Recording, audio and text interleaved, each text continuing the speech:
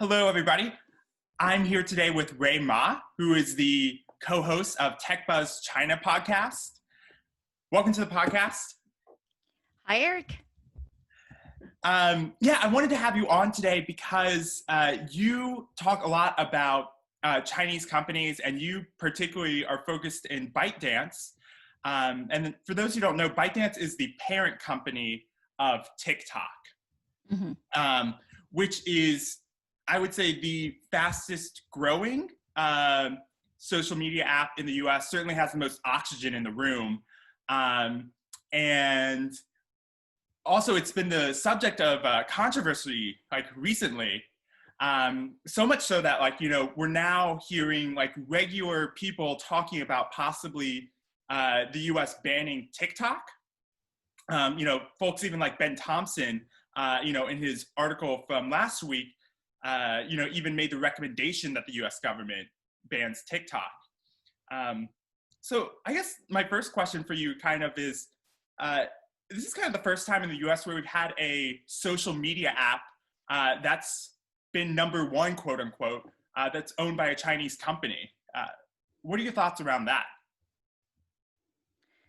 Yeah, so I think that's actually probably the most, the elephant in the room, right? The most important issue that people should be looking at. And that is, why is the number one social media app in the US? And not just in the US, it was also in, doing very well in India before the Indian government banned it, along with 58 other apps a couple weeks ago. And so why is it a Chinese company? And I think there's a lot behind it, but the simple answer I'd like to give is that China has been doing really well in consumer internet, and ByteDance in particular, which was a company founded in 2012. It's one of the newer generation of Chinese consumer internet companies that's actually really excelled and is not just strong technologically, but it's also very strong operationally. I like the audience, well, there's no live audience, but if you're listening to this, ask yourself how many $100 billion companies have been created in the US and from Silicon Valley in the last 10 years. Well, I can tell you in China there's been 3, right? There's been Pinduo, there's Meituan, both of which were founded, and ByteDance, all of which were founded in 2010 or later. Pinduo actually only 5 years ago. So the new generation of Chinese internet companies are very, very strong. And I think that's something that, aside from all the political reasons why people are worried about it, I think the innovation and the energy that's coming out of China, I think it's something that people should be taking a harder look at, right? Why is this app so popular? Yeah, and a lot of the reasoning that I've read, and also as I've used TikTok a little bit, is that they kind of leapfrogged the social graph by really leaning into an algorithmic feed and having full frame video. And their algorithm is even such that it doesn't even matter what your past content or how good your past content did. It's only focused on this piece of content and whether or not it is, of excellent quality. So I think we've seen just this huge, I would say almost the natural endpoint of social media is that everything just goes towards this gigantic algorithm that sorts out what's good and what's not. And it seems like TikTok has done that with, full frame video, combined with music. And so it has, just a very immersive user experience, right from when you open the app, honestly. Right.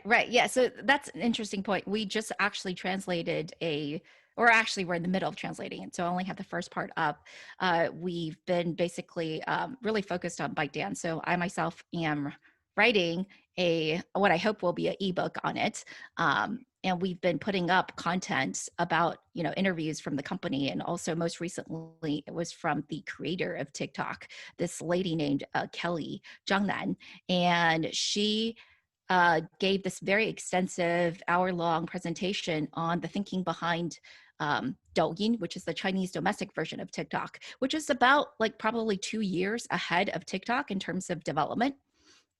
and in terms of features, in terms of the dimensionality of the content. So while, yes, they very deliberately started Douyin with a music, it was actually first named a short video community for young people, a short video music community for young people. So they were like very focused on young people and music as one of their main, you know, value propositions. But if you follow the app in China, it's now like basically a generic short video app, right? It's not just music. It's more like, in terms of dimensionality of content, it's more like YouTube. You can find anything on it. In fact, there's a ton of education content on it. And you can also upload longer pieces of content on it as well. So it's not just 15 seconds or 60 seconds, it's up to a few minutes. And there's lots of people doing e-commerce live streaming, which is also a new growing business for them, and just like a bunch of other stuff, including like mini games, etc. So ByteDance, the company, is very, very diversified in terms of how many products they're running. But Douyin specifically, which is the TikTok of China, or the Chinese version, I should call it, the Chinese version of TikTok, is also has incorporated all these new features.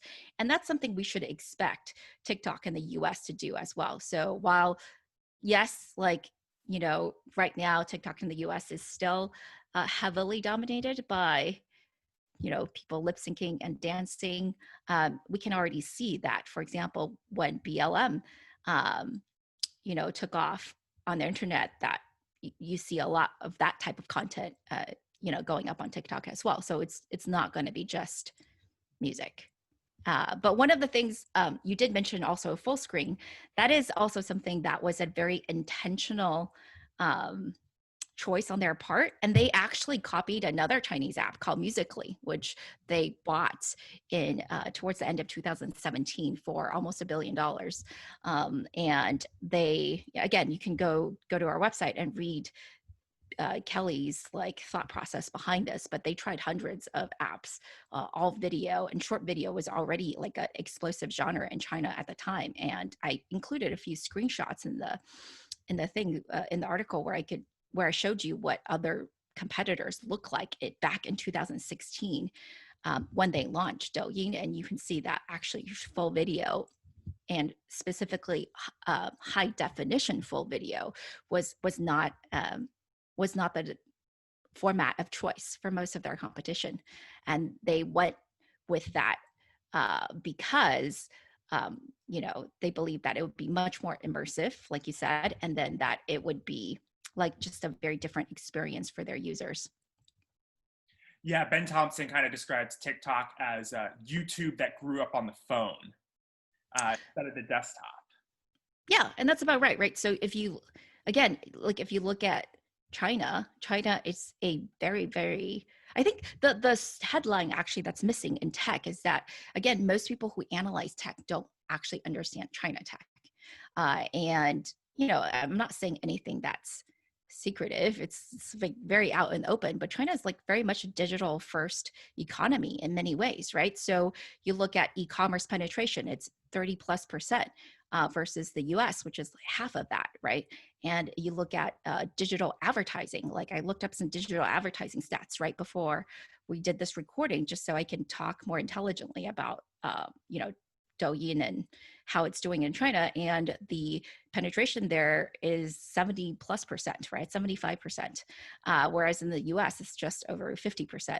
It might be a bigger market here, but again, like China is very, very digital. So it's no surprise that like a mobile first experience is coming out of China. And in fact, if you read our interview that we translated from Zhang Yiming, the ByteDance CEO and founder, from 2018, you can see very clearly, like he's been very open about why he started ByteDance, right? He had a real estate company, real estate search engine company that was working, but his realization at the time in 2011, which is when smartphones really took off. If you look at smartphone shipments worldwide, that was a year that people were like, oh, smartphones, China, you know, this is the year of the smartphone.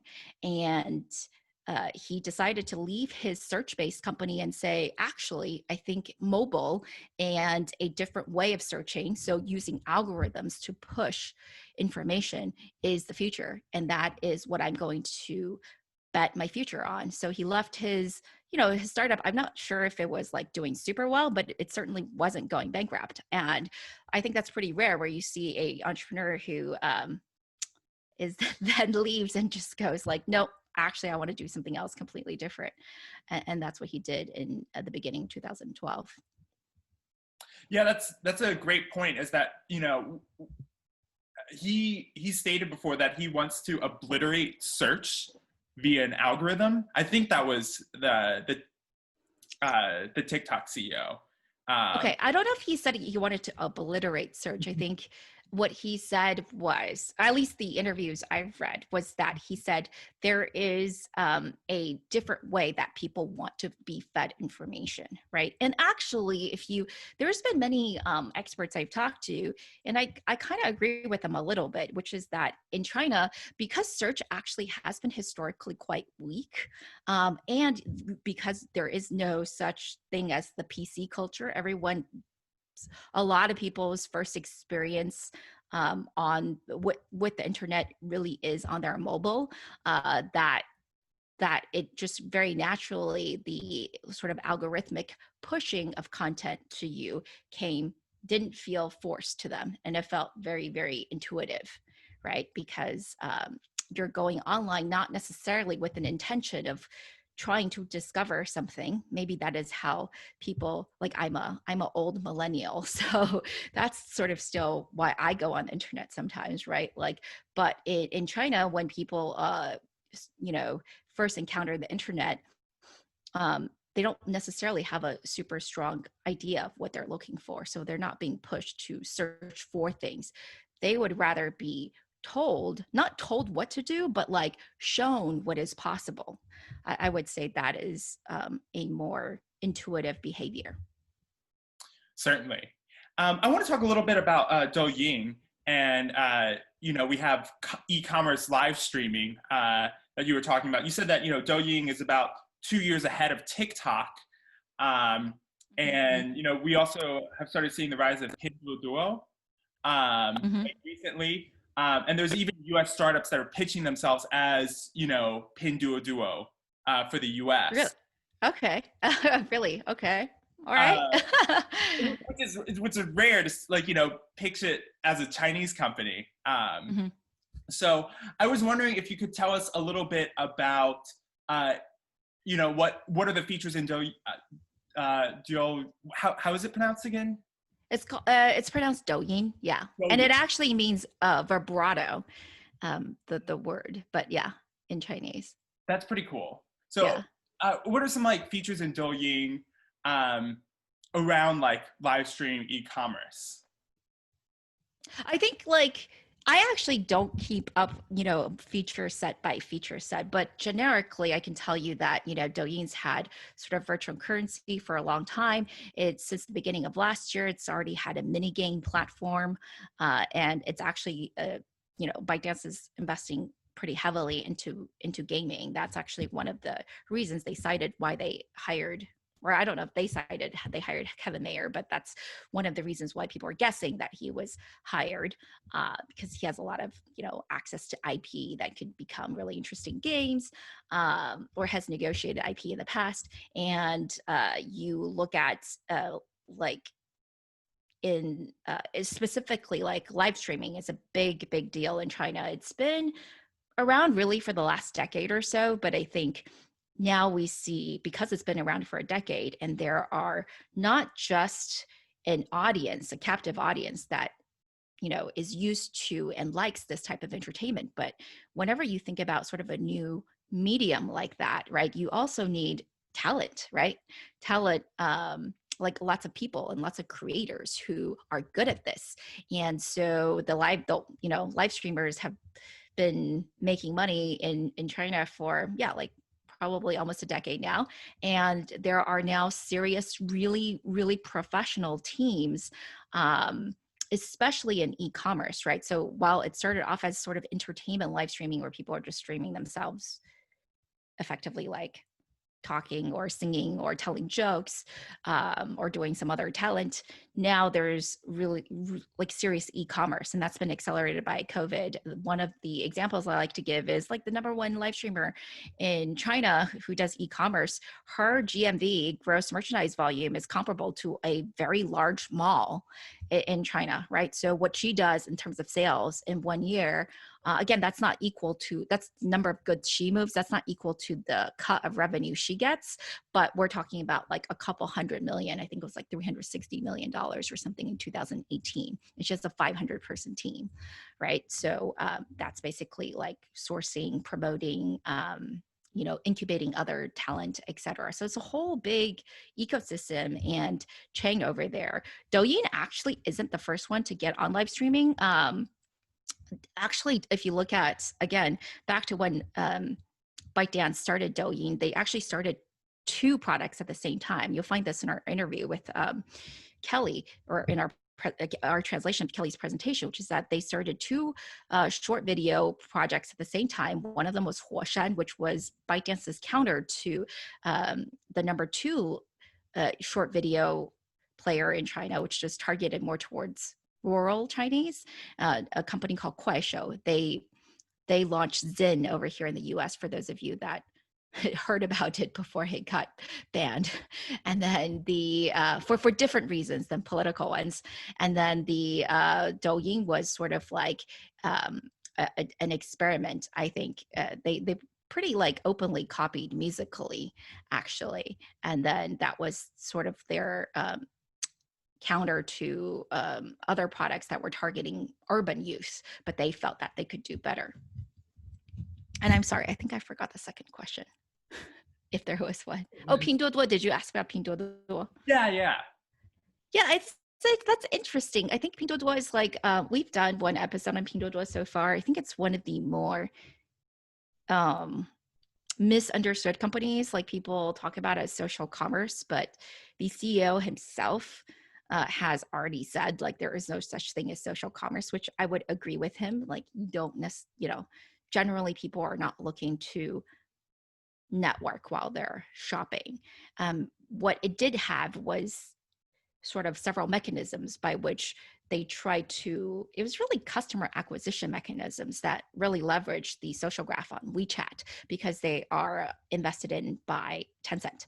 And so I think that is something that's why people call this social commerce, but it really isn't. What it really is, and the company itself has pivoted towards more these types of words in their official PR, which is that it's C2M. So it's called customer to manufacturer. And that's something why I'm a little skeptical that people could do this in the US, because what they're doing is they're working with a lot of these suppliers in China directly, and they're aggregating demand and taking the data from customers and shaping demand, and then asking suppliers to basically come up with products that they already sort of know what the customer demand looks like.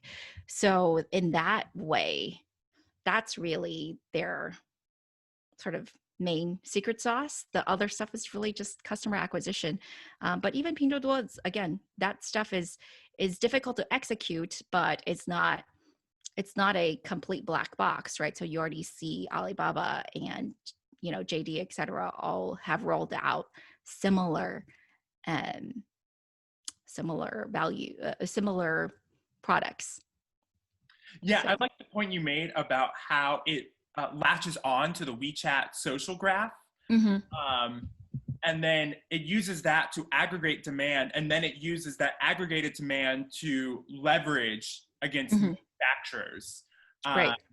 So it's, you say the word customer to manufacturer, but it's also like they're a big part of it too, because they're funneling and creating demand and then going to manufacturers to help fulfill that demand. Yeah, and again, the main, like you could already do that sort of just with prepayment, right? Like, if in some ways, like prepayment might be a part of it, but the real value is when you actually understand your customer demand so well that you're able to shape a whole new product, right? So for example, I think I guess I haven't seen like, or I haven't actively tried to go out to see what Pinduoduo's example of this is, but Alibaba, which produces a lot of great media, actually, you can read one of their examples on C2M. Like I said, they've already launched their competing platform.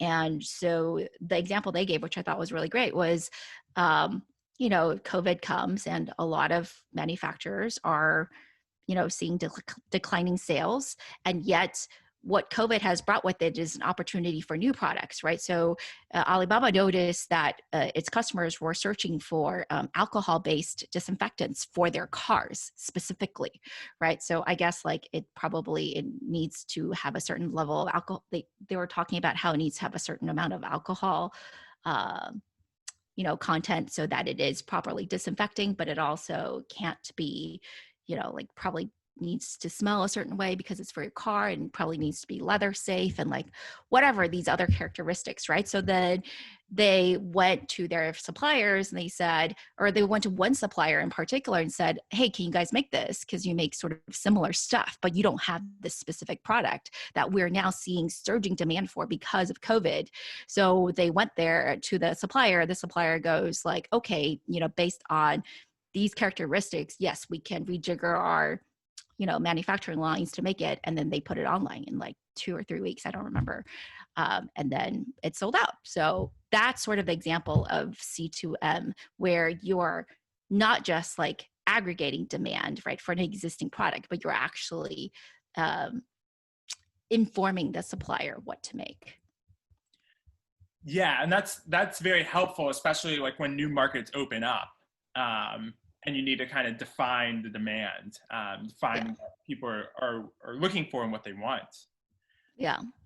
But it also requires, I mean, again, it takes time to build up that kind of intelligence, right? So, and it takes a lot of time to build up the supplier relationship. So, which is why I'm a little skeptical about US companies being able to do that at scale. And again, in China, a lot of people have pointed out the reason why Pinduoduo and such companies were able to grow so quickly in the past 5 years is because it about coincides with the excess of manufacturing supply in China. So starting a couple years ago, you see a lot of factories have excess capacity. So they were willing to take on these orders, right? That's also part of it. Yes, just having spare capacity to kind of experiment. Yeah, exactly. Yeah, and how do you think this, live stream e-commerce could bridge over into the US? Like, are there, there's certainly TikTok, Instagram, maybe even Snapchat that could do this very well. Are you kind of seeing any movements on US companies to move into this space? I think everyone's trying to, right? Specifically, Instagram probably has done the most, I think. Yeah, like I said, it's going to take, like, again, in China, right? Like, it's been happening for the last decade, right? I'm not saying it took necessarily the whole decade, but sort of live streaming as a behavior in general.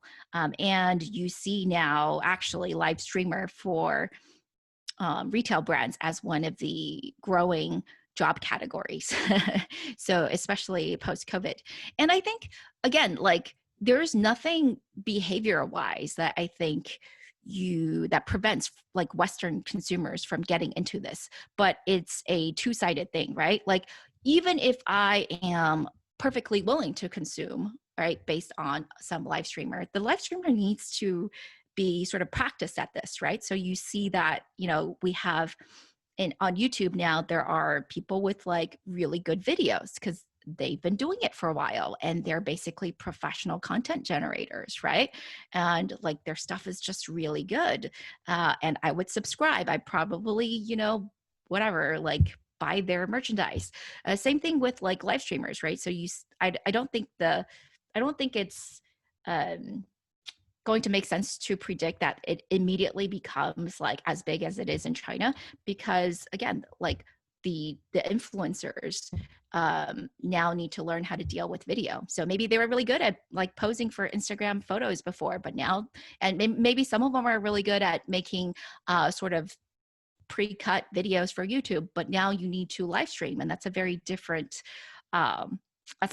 talent set, right? And then the second thing is, because live streaming e-commerce, let's say we're talking about e-commerce specifically, has been around for a while in China, you see that the tools themselves, right, like the apps themselves, have those features built in, right, where it's encouraging, it's letting you, for example, like buy things very easily, and it's really, encouraging the live streamer to sell things, right? So China's made a lot of progress in this area. Like, I watched a video.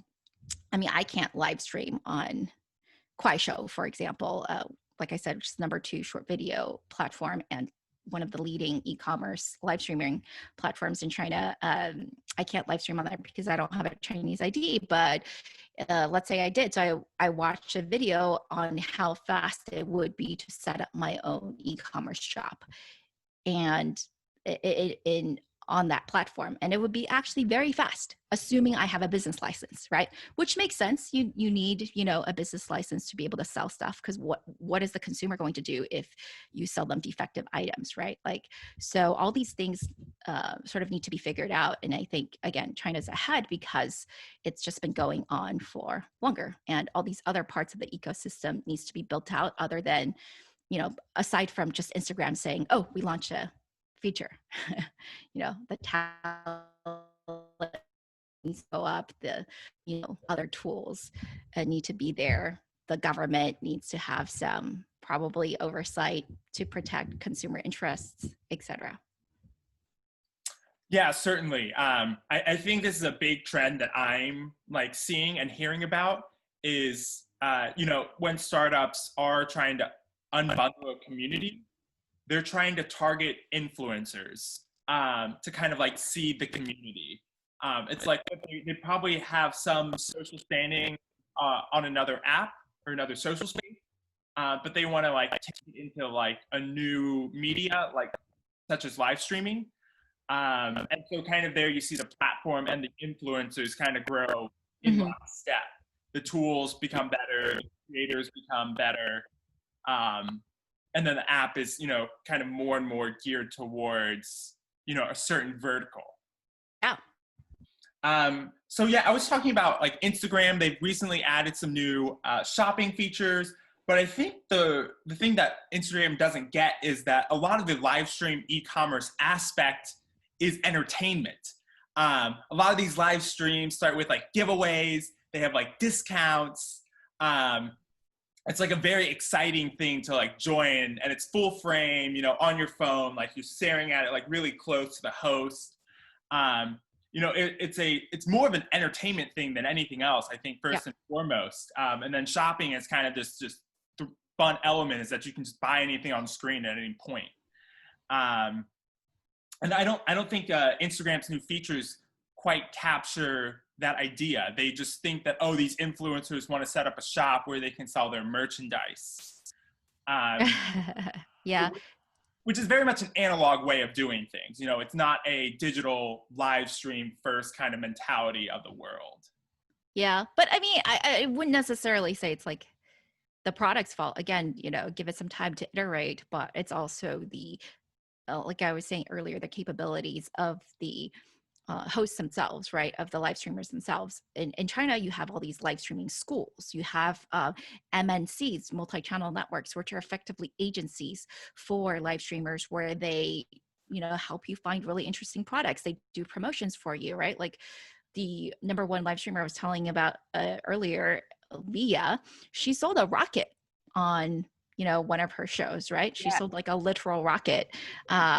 People like people now have celebrities. We're talking about like Tom Cruise level celebrities coming on their live streams to premiere their movies and sell discounted movie tickets, right? So yeah, I guess they must be discounted. Yeah, movie tickets to their newest movies. So it's like a very accepted thing. Again, it's not just like the influencer showing off some product, right? It's very much like unexpected, really special things, like people live streamers are also really committed to getting the best deals for their customers. They will negotiate with large brands to get special packages, right? Like especially makeup, it's very common to be like, this is the whatever. I don't know if Via did one, but like, let's say I were a live streamer, I'd be like, hey, this is the Rui Ma like bundle from L'Oreal or whatever, right? So again, it's a couple of things, right? It's the live streamers themselves, but it's also the brands, because as it gets bigger, brands are more interested in experimenting. So there's like a virtuous flywheel situation going on here that I don't think has quite picked up the steam and here in the West yet. Yeah, I think that's a good point, is that we also have to think about how these influencers interact with brands. I think brands have typically interacted with, creators by like giving them a sheet of things to say about their product. And it's like, that just doesn't work in a live stream world. We kind of see this a little bit with like David Dobrik and like SeatGeek. He's a big YouTuber, and like he just kind of like naturally weaves all of his sponsors into his videos, and he kind of he never does the talking points. And I think we're going to see more kind of relationships like that, where it is a more creative, kind of relationship where these influencers are kind of treated like Nike treats athletes, right? Like, they're spokespeople, in some ways, yeah, they're like the spokesperson for the brand, and they they need to be able to exert like kind of that same leverage, right? Because if they're bringing their audience and telling their audience about a product, they want to be able to offer their audience great deals. So I think there is this whole cycle that does have to be built out before we see or catch up to kind of like what we're seeing in China. Yeah. I mean, again, I don't think it's not rocket science, right? It just requires some more momentum in the system, some more oxygen. So soon you will be able to sell a rocket, though. Yeah, be pretty cool. So cool. So another thing I wanted to talk to you about was there's been talk in the U.S. about the U.S. government banning TikTok. I think at first, like when I first heard it, I was pretty perplexed. I was like, this is a pretty like fringe view, like this would never happen. And then kind of I feel like India banned TikTok, and now it's kind of mainstream in the US to be like, well, the US government is going to ban TikTok. So I think a good place to kind of like start this discussion is like, I think a lot of people think the US should ban TikTok. Chinese government already banned Facebook, Google, Snapchat, Twitter. Like this is just US companies now playing a fair game, right? We never had access to their market, so they're not going to have access to our market. Yeah, so I think that's, an oversimplification of what's happened, and it sort of equates two situations that are not really equivalent. Like I said at the beginning of the show, I think the bigger question is like, why is the number one social media app in the US a Chinese made app, right? So if you look at all the things that the Chinese government has banned from the US, none of them were remotely close to number one market share, right? I think the story that gets lost is actually how few people used it even when it was not banned. And there's a variety of reasons, right? So again, most of these services, you can go to Wikipedia and look it up. Most of these services were banned in the early 2010s, right? So Google left, 2010 or 2000, I have the data, 2010. Yes, Google left in 2010. It wasn't actually immediately banned. You could still go to their website and get, you could still go to the Hong Kong website, which worked not super well, but it was like laggy and often had some censorship, but you could still use it. But even Google, which made a very serious effort in China by hiring a very high profile executive, establishing a team, localizing the product, never got more than half of the market share of the local leader, right? Baidu, which still remains the local search leader to this day. And whereas other products that you see get banned, I know people like to just parade around Facebook and Snapchat and Instagram, etc. Again, they were banned after very specific political events. And it didn't even register in the Chinese internet sphere, because I mean, you look at Facebook's own admission in 2012, which is like 3 years after their ban, only 600,000 people in China like had a Facebook account, right? So no one in China was really using these services. I would argue that the only one that was that like even remotely reached like a level of consciousness where people are like talking about it was Instagram. And Instagram at its height was number 25 in the app stores in China. Again, that's pretty high and that's pretty good, but like it's not the number one app. It didn't dominate its category. And pretty soon afterwards, I wouldn't even call it, pretty immediately you had clones of Instagram, for example, in China pop up. And you know, like I'm not sure actually if Instagram were able to continue in China that it would have become number one. Like that's a counterfactual. Like I cannot say one way or the other, but I think it's slightly different, right? Instagram being like I said, the only product that remotely came close. Everyone else was like really not the, you know, social media darling that like TikTok it currently is with Gen Zers in the US. And I think that's a very different situation, right? So, and if you look at other products that are not social media or messaging related, which the Chinese government did not ban, you look at the one that's done the best is Uber, right? And again, it was a distant second to its local competitor. It was losing a lot of money, which is why it sold. I actually think it had a great outcome by selling, because it's the company that bought it. It's still a loss-making business, but that's probably done the best. It was not, you know, banned, right? Like I said. And then Amazon, you look at Amazon, which exited China effectively. It actually bought the number 2 player, if you count book selling 10 plus years ago as its dominant, you know, business. It bought the number 2 player. You know, the government didn't say you couldn't buy it, so they bought it.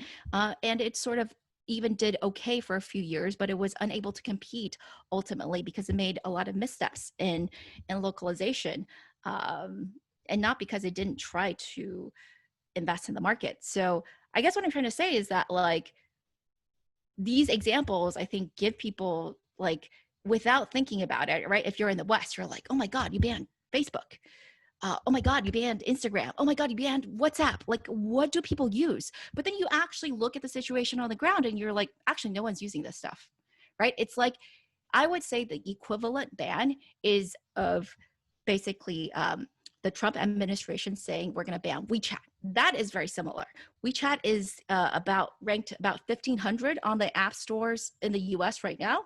I'm willing to bet that unless you know someone who, you know, unless you do business in China or you're overseas Chinese, you probably don't use WeChat. WeChat, in fact, makes it very difficult for you to register if you're an overseas person.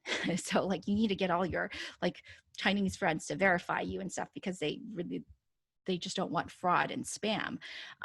So like I would say that's equivalent, right? That's like the level of ban that we're talking about in terms of its market and commercial significance. That's a great point. But couldn't you also say that like China did ban them, right? Like, yes, they weren't the market leaders, but even so, China thought that they were a threat, so much so to outlaw them. Mm-hmm. Like in a way, it is kind of a similar argument. I guess the only difference here is that the potential ban is kind of the number 1 app in the App Store. Right, and I think on that. So if you're talking about sort of national security, then yeah, like I'm not arguing that. So what I'm saying is that there are people who are sort of saying that as the argument. Then yes, then I think that is exactly what's happening, right? But when people equate it to sort of a commercial decision, I think that is oversimplifying quite a bit. So again, like I said, my personal opinion on this whole issue is that, you know, you either have to believe that being of Chinese origin doesn't make it a national security threat, or you believe it is. And there is just like, it's very binary what you believe. And I don't think it's going to be, if you believe one thing or another, it's not going to be provable or disprovable to you one way or the other, because we don't have access to this information, right? So you can always say like, the information is being hidden from me. And yeah, and depending on where you line on that sort of topic, then you're going to have a recommendation one way or the other, right? So I'm just saying, like, let's be clear about what the situation is. Another thing that I think worth mentioning is when people say like, oh, this is like an algorithmic stuff, right? So like the Chinese state can insert stuff in its algorithms and influence like US citizens or whatever. Okay, that's fine. But I think then you have a much harder time explaining, well, why are you banning WeChat, right? Because not only are Americans not using it, it is actually explicitly anti-algorithm. In fact, I've written a lot on this. It's sort of like there are two camps in Chinese internet in terms of content distribution. And one is WeChat, who's like saying people-sorted content is the best. Your social graph, right? Like real people, curated stuff. And on the other side is ByteDance, which is like algorithm, which is very black box, right? And yeah, like WeChat is actually very explicitly not algorithmic. It has very, very small part of its product being algorithmic. And I think that's partly actually in pressure to, or bowing to the pressure of ByteDance's success. So then, what is the reason for banning WeChat along with TikTok, right? So maybe then it just gets all caught under the national security umbrella, under which, okay, then I have like no argument, and I'm not trying to argue it. I'm just saying, like, let's be clear about what these products actually do.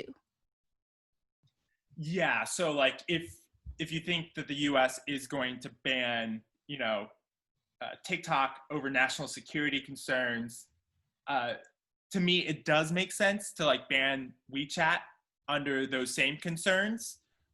Basically, because I think the common thread is that the Chinese Communist Party has leverage and influence inside of these companies. And if these companies can at all influence our political process, we don't want a foreign party messing or interfering with domestic elections in the US. Right, and that is the argument that people like that is being used, right? So there's, again, I think there's nothing like, there's nothing you can prove or disprove about that if you believe it, right? What I mean is like TikTok can do nothing to prove that that's not happening, in my opinion.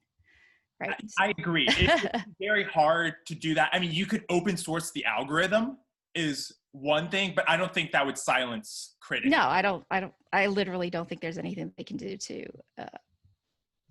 to alleviate that specific concern.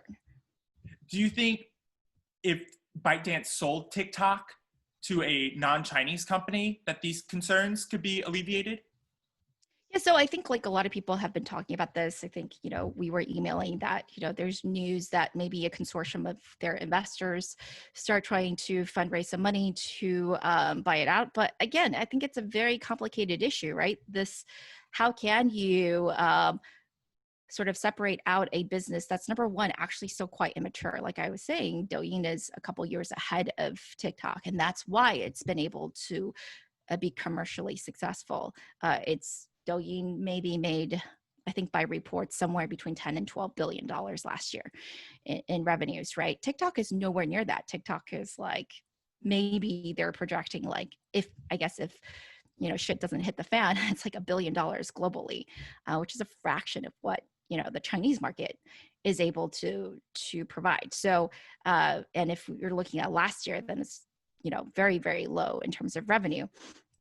So it's a very immature market. It's a very immature product that still needs to have a lot of help operationally. And ByteDance, because it's been able to successfully commercialize, Douyin would be the best partner for that, right? So if you sell TikTok as it is now, while it is still loss making, it's still building up infrastructure, and it's still onboarding different verticals of content, right? Like, who's going to buy it at the price that it could potentially be if ByteDance were to operate it? You know what I mean? So it's a very, very expensive proposition. And I'm not sure that it really alleviates any national security concerns if you just sell a portion of it. Like, I mean, 51%, does that really get by the regulators, right? So I think if people are sort of stuck on this issue, then anything other than a complete and clean break would be probably untenable to the people that are pushing for it. So I don't know.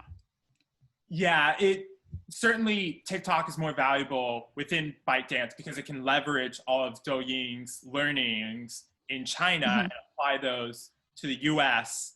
And as it starts to build out infrastructure, build out verticals, like, it very much would benefit from such knowledge.